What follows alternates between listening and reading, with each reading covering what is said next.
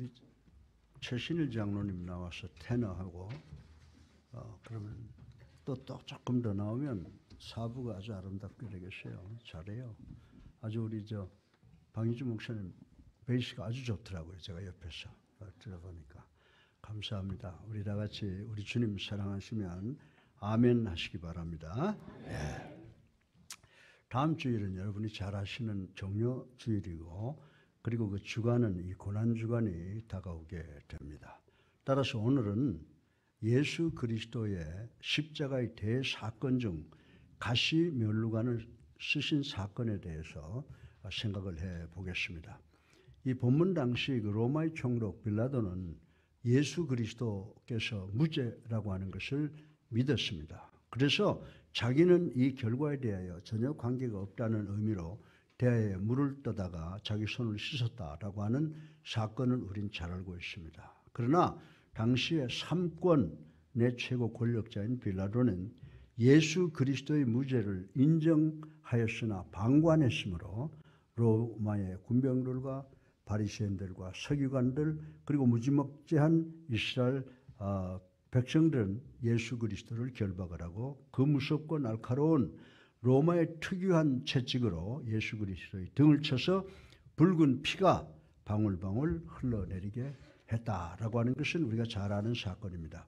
그리고 이들은 예수님께 홍포를 입히고 손에는 갈대를 쥐게 하고 머리에 가시관으로 만든 관을 예수님의 눈썹까지 눌러 씌우고 유대인의 왕이여 평안할지어다 라는 팻말을 붙여서 예수님을 조롱했다라고 하는 것을 우린 잘 알고 있습니다. 사랑하는 성도 여러분, 일반적으로 왕관에는 루비, 다이아몬드 등등의 보석이 박혀 있으나 이 가시면류관에는 보석이라고 하는 것은 찾아볼래야 찾아볼 수가 없었다고 하는 것입니다. 그 대신에 날카로운 가시에 찔려서 예수 그리스도의 이마에서 흐르는 붉은 피가 다이아몬드와 루비와 같은 그런 색깔이 돼서 반짝이고 있었다라고 성경은 표현을 하고 있습니다. 사랑하는 성도 여러분, 여러분이 이 처참한 십자가의 사건이 사악한 죄인들에 의해서 생겨난 것이라고 생각하지만 이 사건은 우연한 사건도 또 그리고 즉흥적인 조작으로 된 사건이 아니라고 하는 것을 우리는 깨달아야 된다라고 하는 것입니다. 전지전능하신 창조주 하나님께서 만세 전부터 치밀하게 계획한 엄청난 사건이라고 하는 사실을 우리는 깨달아야 된다라고 하는 것입니다. 오늘 저는 예수 그리스도께서 쓰신 이 가시면류관에 대한 5가지 의미를 여러분과 함께 나누며 서로 은혜 받기를 주님의 이름으로 축원합니다. 첫째로 이 가시관에는요, holiness, 정말 성스러운 신비가 깃들어 있음을 생각을 해보겠습니다. 예수 그리스도께서 가시면류관을 쓰시는 현장에는 예수님을 조롱하는 바리새인, 서기관, 미친 이스라엘 군중들 그리고 잔인한 흡혈귀와 같은 로마 군병들이 참여하고 있었다라고 하는 것입니다. 그럼에도 불구하고 우리를 사랑하시는 하나님의 엄청난 사랑이 그곳에 존재하고 있었다라고 하는 것을 우리는 깨달을 수가 있게 되는 것입니다. 하나님께서 태초에 에덴 동산에서 인간을 창조하실 때는요, 가시나무나 꽃과 과일에 엉겅퀴 같은 것이 전혀 없었고 아름다운 사건만 있었다고 성경에 기록이 되어 있습니다. 그리고 이 가시의 대명사인 장미도 가시가 없었다고 하는 전설이 있다라고 하는 것입니다. 인간을 불편하게 하는 가시는 그 어디에도 흔적을 찾아볼 수가 없었다는 것입니다. 이 말씀은 제가 지어내서 여러분에게 드릴 말씀이 아닙니다.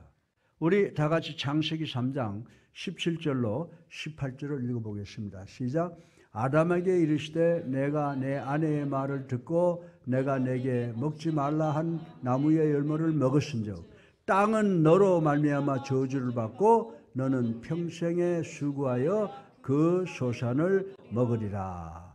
땅이 내게 가시덤불과 엉겅퀴를 낼 것이라. 내가 먹을 것은 밭의 채소인즉. 아멘. 예, 여러분들 이 말씀에 의하면요, 가시덤불이나 엉겅퀴는 태초부터 있었던 것이 아니라는 것과 가시덤불과 엉겅퀴는 이 세상의 모든 인간의 죄에 대한 저주의 상징으로 생겨났다라고 하는 것을 오늘 본문을 통해서 우리가 알 수 있게 된다라고 하는 것입니다. 결국 가시덤불과 엉겅퀴를 맺게 되면 거부당할 것이며 저주의 대상이 되며 마지막 날 밖에 내다 태워버리게 될 것이라고 말씀하고 있는 것을 우리는 읽어볼 수가 있습니다. 따라서 예수님께서 아담과 하와의 범죄 전에 없었던 저주의 상징으로 생겨난 가시나무로 만든 멸루관을 쓰셨다라고 하는 것입니다. 예수 그리스도께서는 여러분과 저 그리고 우리 인간 모두가 받아야 될 저주를 대신 받아 쓰셨다라고 하는 결론에 도달하게 된다라고 하는 것입니다. 예수님께서 쓰셨던 그 가시관은 죄로 인한 우리의 걱정, 근심, 아픔과 슬픔과 질병, 고통 그리고 죽음을 상징하고 있다는 것을 우리는 알아야 됩니다. 여러분은 가슴이 찢어진 듯한 아픔과 슬픔을 갖고 계십니까? 여러분은 질병이 무엇인지 아십니까? 여러분은 죽음이 무엇인지 아십니까? 여러분들이 걸어야 되는 근심, 걱정과 아픔과 슬픔과 질병과 죽음의 가시밭길은 죄에 기인한다라고 하는 것을 우리는 알아야 된다라고 하는 것입니다.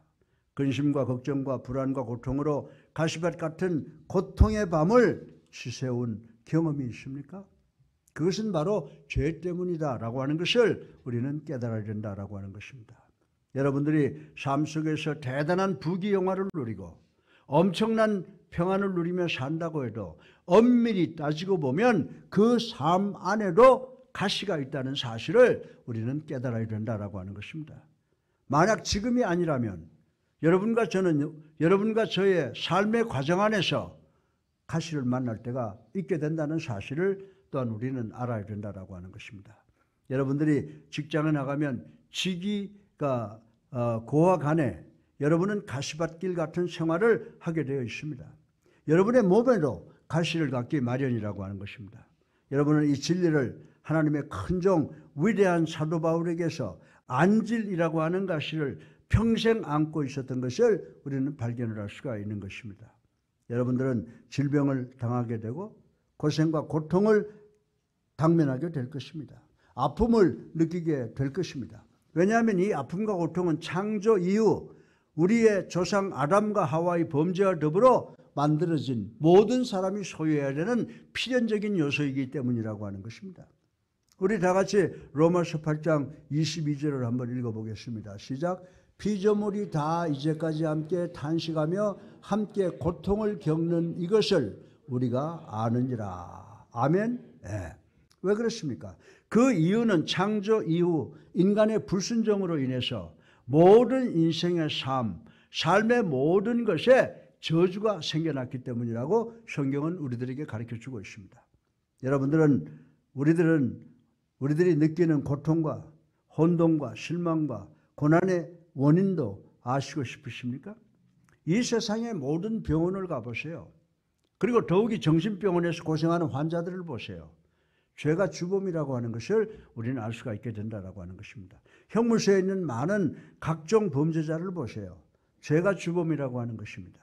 이 사회의 질서가 깨어지고 가치관이 왜곡된 모든 원인도 죄가 주범이라고 말씀을 드릴 수가 있습니다. 여러분들이 당하는 모든 고통과 슬픔과 절망은 바로 죄가 주범이라고 하는 것을 알아야 된다라고 하는 것입니다.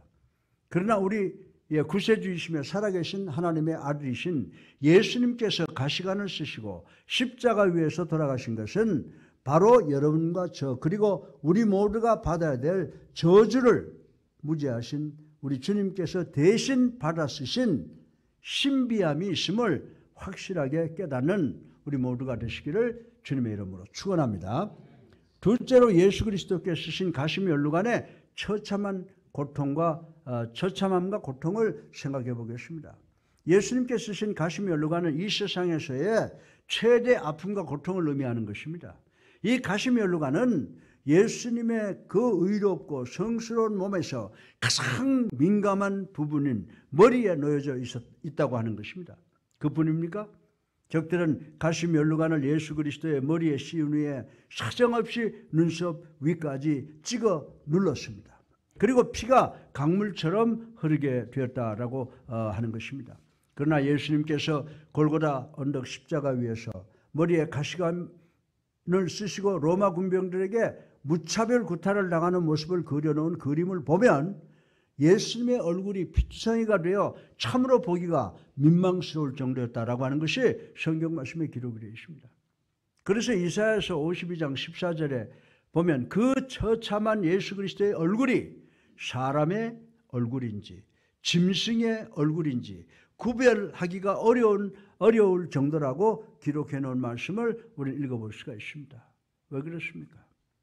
이사야서 53장 4절에 그 질문에 대한 해답이 나와 있습니다. 예수님께서 형체를 알아볼 수 없도록 두들겨 맞고 고난당한 것은 바로 이 자리에 앉아있는 여러분과 저 그리고 우리의 죄 때문이라고 이사야는 말씀을 하고 있는 것을 우리는 기억을 해야 된다라고 하는 것입니다. 어느 조그만 마을 중학교에서 한 학생은 아주 예쁘고 공부도 잘하는 학생이었는데 이상하게 학교에서 학병회의가 있음에도 불구하고 한 번도 부모를 대동하지를 않았다고 하는 것입니다.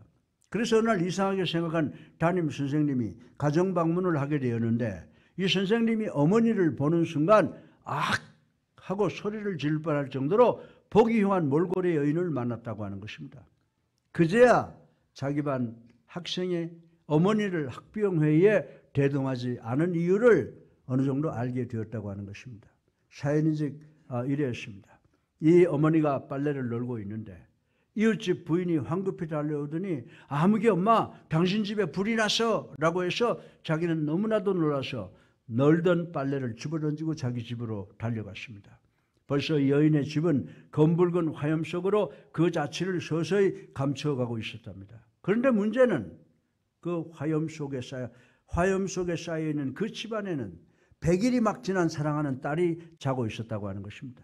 그래서 어머니는 이 소방서원 저 소방대원을 붙잡고 내 딸을 살려주세요. 내 딸을 살려주세요. 라고 아무리 외쳐도 아무도 들은 척도 하지 않았다라고 하는 것입니다. 할 수 없이 이 어머니는 치마를 둘러쓰고 악마의 혀처럼 넘실거리는 불길 속으로 뛰어들어갔습니다. 얼마 후 아기를 안고 나온 직후 집은 화염 속으로 자취를 감추고 이 여인은 기절하고 말았습니다. 그런데 이상하게도 이 아기는 머리카락 하나 상하지 않았고 그 대신 이 아기의 어머니는 얼굴과 손이 다 타버렸다고 하는 것입니다. 자기의 딸을 불 속에서 구해내고 자기는 이런 꼴이 되어버렸다는 어머니의 희생적 이야기를 이 선생님은 눈물 흘리면서 들었다고 하는 것입니다. 그리고 그 딸을 불러서 어머니의 모습의 내력을 소상하게 알려주며 너희 어머니는 세상에서 제일 귀하고 장하고 훌륭한 어머니다라고 알려주었다고 하는 것입니다. 그날 학교에서 돌아온 딸은 타다 남은 어머니의 뼈만 남은 손에 입을 맞추고 해골 같은 어머니의 얼굴에 입을 맞추며 눈물을 흘리며 엄마 저같이 못된 딸을 용서할 수가 있습니까? 라고 간절히 용서를 빌었다고 하는 이야기가 있습니다. 사랑하는 성도 여러분, 저는 나의 죄와 또 저주를 위해서 가시면류관을 쓰신 예수님을 부끄러워하는 아들, 딸보다는 오히려 부모의 부족함을 부끄러워하는 자녀를 갖기를 원합니다.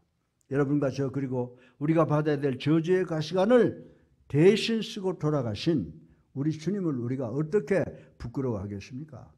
우리 다같이 베드로전서 3장 18절을 함께 읽어보겠습니다. 시작. 그리스도께서도 단번에 죄를 위하여 죽으사 의인으로서 불의한 자를 대신하셨으니 이는 우리를 하나님 앞으로 인도하려 하심이라. 육체로는 죽임을 당하시고 영으로는 살리심을 받았으며. 아멘. 예수님께서 가시면류관을 쓰고 갈보리 언덕 십자가에서 돌아가신 것은 바로 여러분과 저 그리고 우리가 받아야 할 처참한 고통을 우리 주님께서 대신 받으셨다는 사실을 이 시간 명확하게 기억하는 우리 모두가 되시기를 주님의 이름으로 축원합니다. 셋째로 예수 그리스도께서 쓰신 가시면류관은 부끄러운 조롱이 담겨져 있음을 생각을 해보겠습니다. 그러면 로마 군병들이 예수님께 무엇을 어떻게 했습니까? 우리 마태복음 27장 29절을 한번 읽어보겠습니다. 시작. 가시관을 엮어 그 머리에 씌우고 갈대를 그 오른손에 들리고 그 앞에서 무릎을 꿇고 회롱하여 이르되 유대인의 왕이여 평안할지어다. 아멘. 예. 왜 저들이 예수님을 조롱하고 희롱을 하였습니까? 저들은 반항자들이었기 때문입니다. 그들은 당신은 우리들의 진정한 왕이 아니요 우린 당신 앞에 무릎을 꿇지 않겠소 라고 반항을 한 것입니다. 그리고 그들이 예수님의 머리에 왕관 대신에 가시면류관을 씌우고 오른손에는 지휘봉 대신에 갈대를 들게 하고 왕의 만도 대신에 홍포를 입힌 것은, 그리고 예수 그리스도의 얼굴에 침을 뱉은 것은 예수님을 조롱하고 희롱하여 웃음거리가 되게 하기 위해서였다라고 하는 것을 우리는 알 수가 있습니다. 우리들은 영광의 주, 만유의 주, 그리고 우리들의 생명의 주인이신 예수 그리스도를 이렇게 조롱하고 회롱한다는 사실을 상상이나 할 수가 있겠습니까? 여러분들은 여러분의 죄의 뿌리가 무엇인지 아십니까? 죄의 뿌리는 여러분이 하지 말아야 되는 것을 하는 것이 아닙니다. 여러분이 꼭 성공해야 되는 것을 실패하는 것이 아닙니다.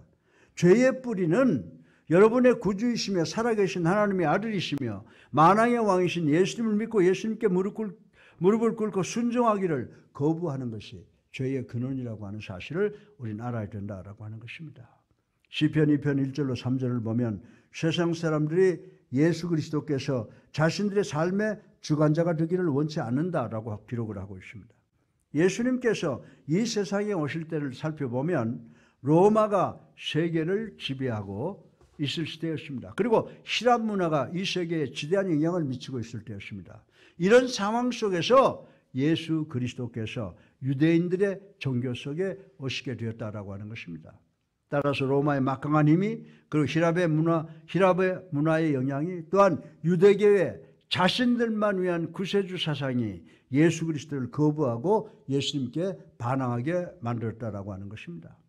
이 세상 인간들의 진정한 구세주이시며 살아계신 하나님의 아들이시자 왕중왕이신 예수님께 진짜 금은보석과 다이아몬드 루비로 장식된 왕관을 드린 것이 아니라 보기도 흉측한 날카로운 죽음의 가시면류관을 씌운 것이다라고 하는 것입니다.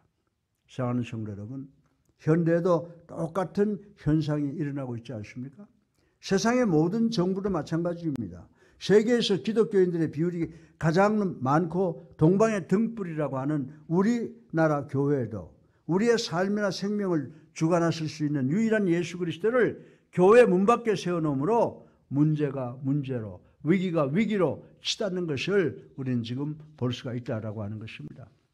그러나 강도짓도 사기도 폐륜적 행동도 거짓말도 모두가 이유가 있다고 하고, 그리고 문화라는 미명 아래 모든 것을 받아들일 공간이 우리들의 삶 속에, 심지어 교회 안에까지도 준비가 되어 있다고 하는 것입니다. 또한 유명한 신학대학에서 사신론을 가르치고, 심지어는 서울기독대학교까지도 예수를 보살이라는 종교다원론, 즉 어떤 종교를 믿어도 구원받는다는 것을 가리키는 정신나간 교수들이 우리 주변에 있다라고 하는 것입니다. 이런 신앙과 포스트 마더니즘은 지금까지 믿어온 우리의 신앙, 즉 복음적 신앙, 십자가와 부활은 사건은 역사적 사실이 아니라 하나의 가설이에 지나지 않는다고 가르치는 실정이 지금 우리가 살아가고 있는 이 시대라고 하는 것입니다.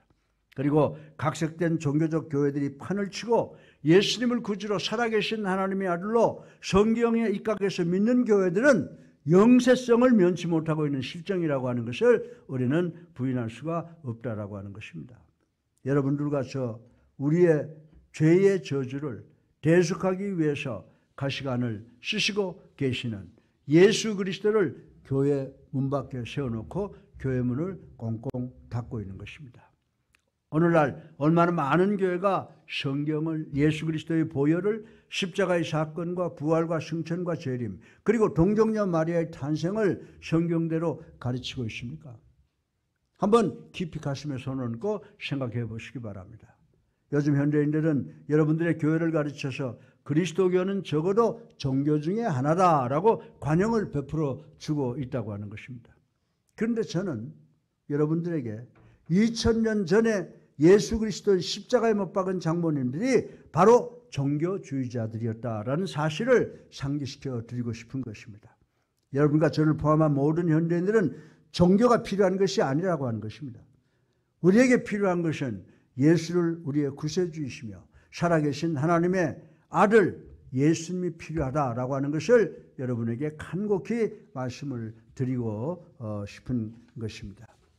이제 여러분과 저와 모든 현대인들은 종교로부터 우리의 구세주이신 그리고 살아계신 하나님의 아들이신 예수 그리스도를 향해서 돌아서야 될 시간인 줄로 믿으시기를 주님의 이름으로 축원합니다.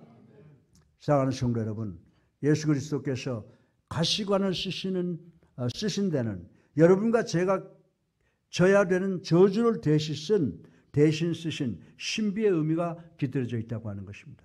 여러분을 대신해서 저주의 가시관을 쓰시느라고 처참한 고통이 깃들어 있습니다. 여러분과 제가 받아야 될 수모와 희롱이 가시면류관에 깃들어 있다는 사실을 우리는 깨달아야 된다라고 하는 것입니다. 현대인들도 과거 종교적 무리들처럼 예수 그리스도 앞에 무릎을 꿇는 것을 거부할 수도 있습니다. 그러나 우리들은 성도들은 예수 그리스도 앞에 무릎을 꿇음으로 과거에 우리 인간들이 예수 그리스도의 머리에 조롱으로 쓰여드린 그 가시관을 벗겨드리고 예수 그리스도의 머리에 진정한 왕관을 씌워드리는 우리 예수랑교회 성도님들 되시기를 주님의 이름으로 축원합니다. 네 번째로 예수님의 가시관에는 엄청난 사역의 의미가 내포되어 있음을 생각해 보겠습니다. 이 가시면류관은 죽어가는 영혼을 구원하는 사역의 의미를 갖고 있다는 것을 우리는 깨달아야 된다라고 하는 것입니다. 이 사건은 우연하게나 즉흥적으로 일어난 사건이 아닙니다. 왜 예수님께서 가시관을 쓰셨습니까? 우리 다 같이 고린도후서 5장 21절을 읽어보겠습니다. 시작. 하나님이 죄를 알지도 못하신 이를 우리를 대신하여 죄를 삼으신 것은 우리로 하여금 그 안에서 하나님의 의가 되게 하려 하심이라. 아멘. 죄라는 것을 전혀 모르시는 분으로 하여금 여러분과 나의 죄를 대신 짊어지게 하셨다고 성경은 이야기를 하고 있습니다. 그런데 이 의미가 무엇입니까? 내 머리에 씌어질 죄나 저주와 조롱의 가시면류관이 내 머리가 아닌 예수 그리스도의 머리에 씌어졌다는 것입니다. 그래서 예수님께서 여러분과 저 그리고 우리 모두의 죄를 위한 정죄를 대신 감당하셨다라고 하는 것입니다. 여러분과 저 우리 모두는 죄인인 줄로 믿으시기 바랍니다. 여러분은 의자에 앉아서 편안하게 설교를 들으시고 저는 강단에 서서 하나님의 말씀을 선포하고 있습니다. 그러나 여러분과 저 우리의 죄는 심판을 받아 마땅하다고 성경은 이야기를 해주고 있습니다. 하나님은 거룩하신 분이신 줄로 믿으시기 바랍니다. 하나님께서 당신의 거룩하심으로 모든 죄는 반드시 정죄받아야 된다고 선포하신 것을 우리는 알아야 된다고 하는 것입니다. 따라서 이 세상에서 아무리 적은 죄라도 심판을 피할 수 없고 반드시 심판을 받아야 된다고 성경은 우리들에게 가르쳐주고 있습니다. 그런데 그 심판과 정죄를 누가 질 것이냐 하는 질문입니다. 여러분과 저입니까? 아니면 예수님이십니까? 이 세상의 그 어떤 죄도 하나님의 의를 교묘하게 피해갈 길이 없다고 성경은 누누이 저희들에게 가르쳐주고 있습니다. 어떤 죄든지 그리스도 안에서 용서함을 받든지 아니면 지옥에서 심판을 받게 된다는 사실을 우리는 절대로 잊지 말아야 되는 줄로 믿으시기 바랍니다. 죄는 절대로 무시되는 경우가 없다는 것입니다.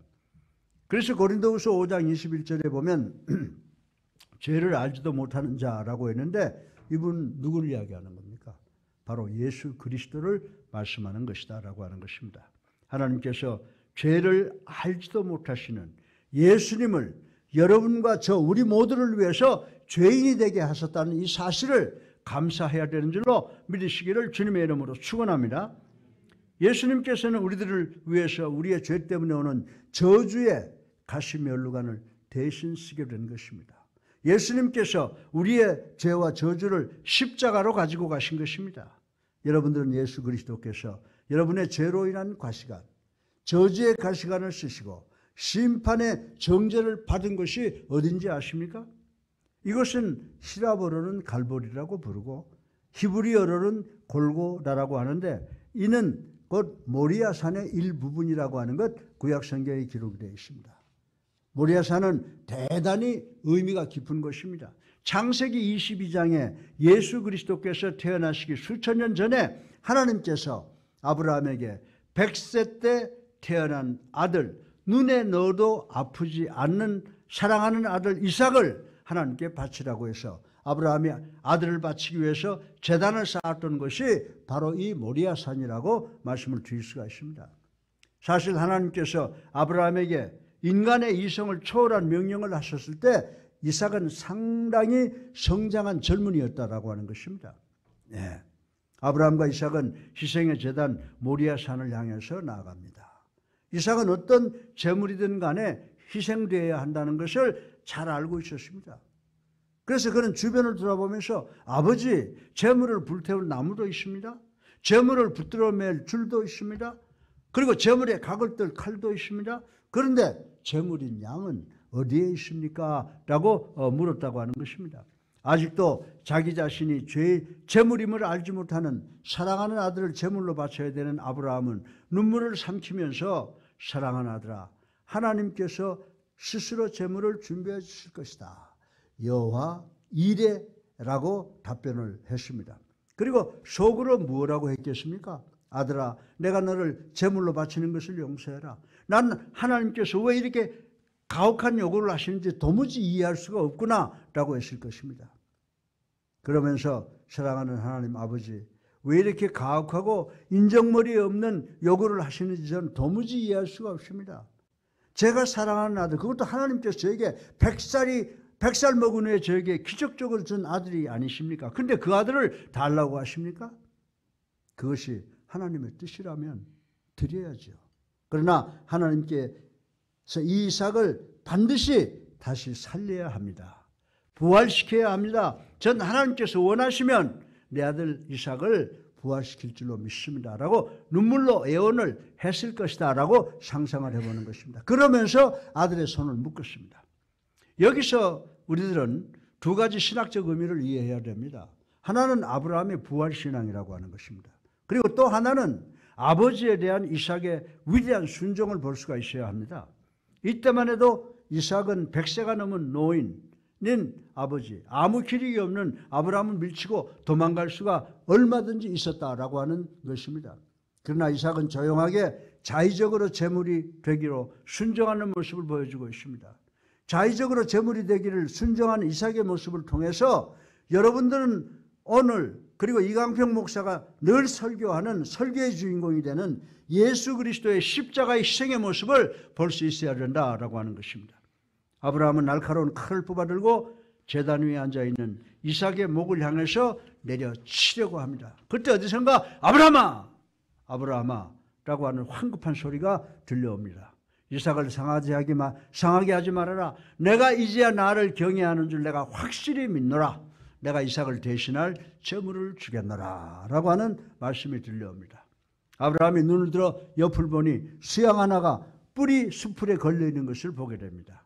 이 수양이 이삭 대신에 죽게 된다는 것 우리 잘 알고 있습니다.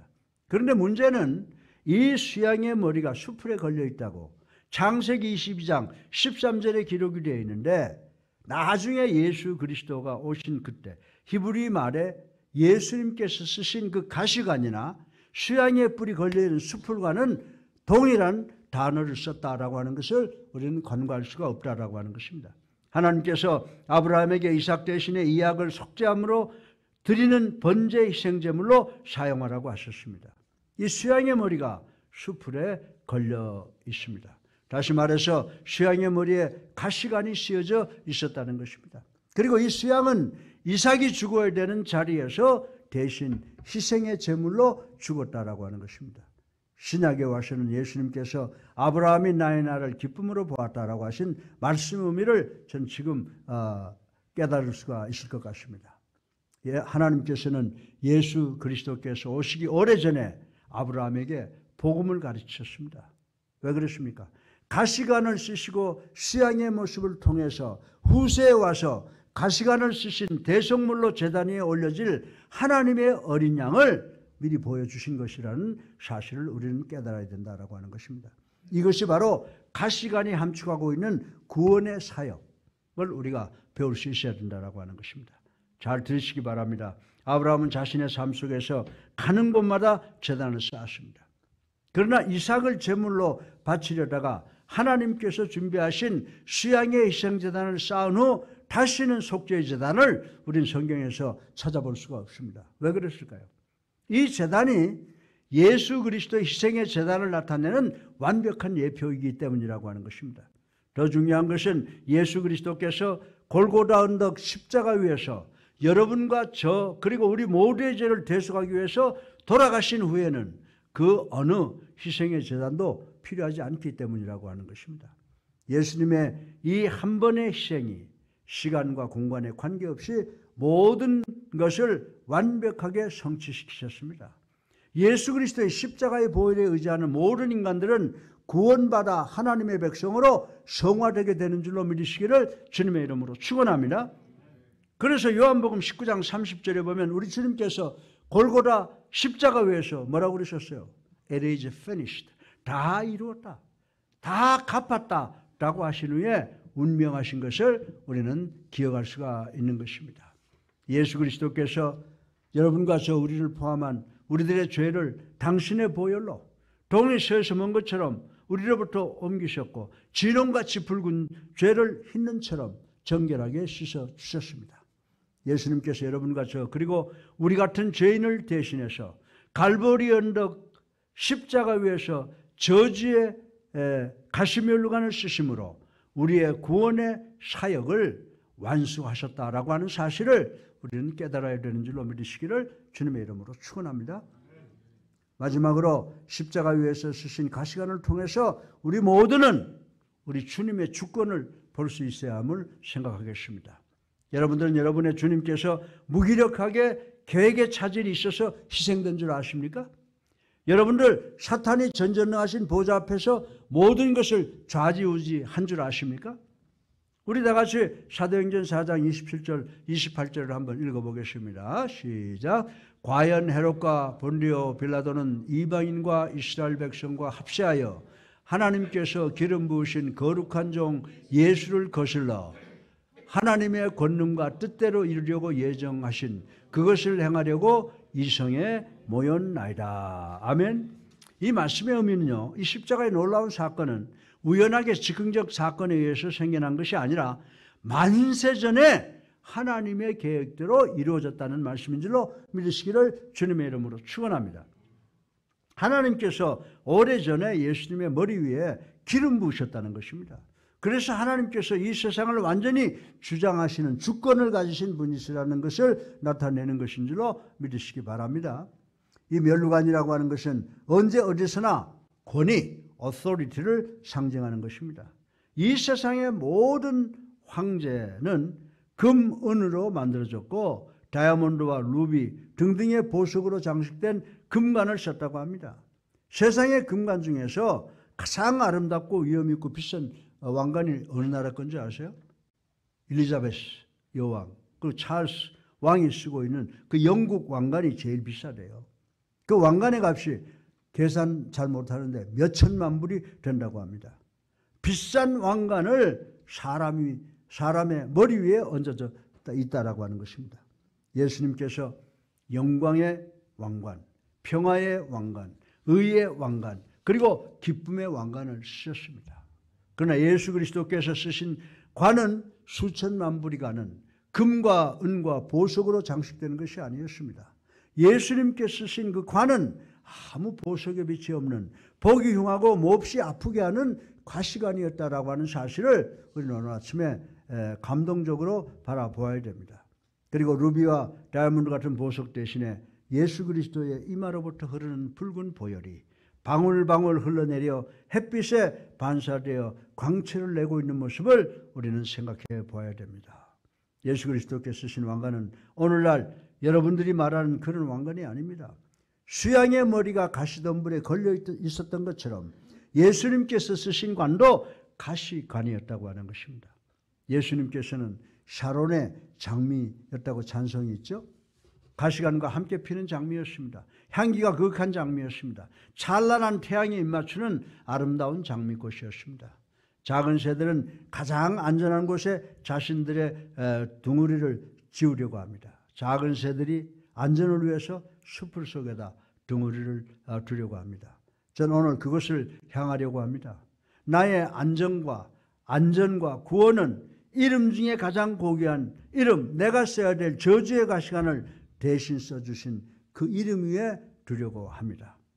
사랑하는 성도 여러분, 여러분의 선택이 무엇인지 아십니까? 여러분은 주님 앞에 무릎 꿇고 주님께 경배와 찬양과 영광을 돌릴 수 있습니다. 아니면 예수 그리스도의 머리 위에 있는 가시관을 내가 쓰겠다고 고집할 수가 있습니다.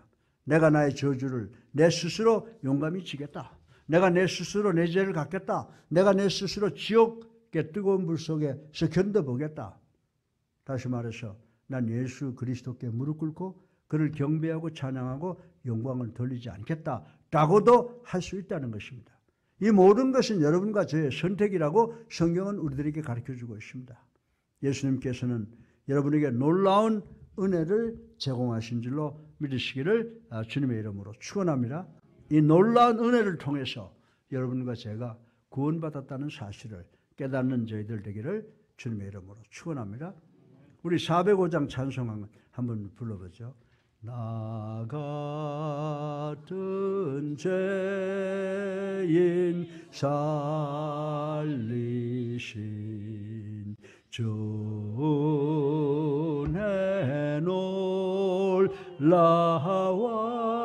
놀라와 잃었던 생명 찾았고 광명으로 떴네. 할렐루야. 여러분과 저 그리고 우리 모두는 십자가 위에서 쓰신 예수 그리스도의 가시관에 예수 그리스도만이 우리를 구원할 수 있는 주권자라고 하는 그 표현을 믿는 그리고 그 사실을 깨닫는 우리 모두가 되시기를 주님의 이름으로 축원합니다. 결론입니다. 예수님께 쓰신 가시면류관에는 몇 가지의 의미가 있다고 그랬어요? 첫 번째, 신비함이 있다고 그랬죠. 두 번째, 비참함이 있었다. 세 번째, 조롱과 희롱이 있었다. 네 번째는 구원의 사역이 있었다. 그리고 다섯 번째는 하나님의 주권을 상징하고 있었다. 이 다섯 가지를 반드시 기억하는 우리가 되기를 주님의 이름으로 축원합니다.